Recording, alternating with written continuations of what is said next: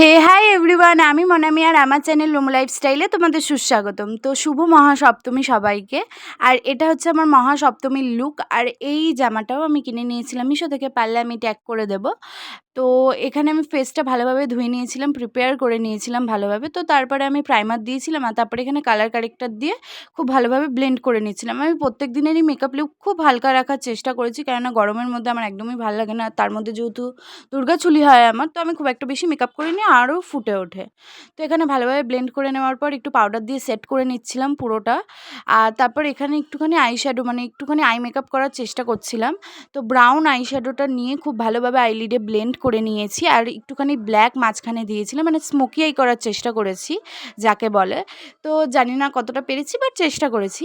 তো তারপরে কাজল পরে নিয়েছিলাম নিচে গিয়ে। এখানে গয়না দেখছিলাম ভালো লাগছে কিনা, বাট এটা পরিনি আর পরে।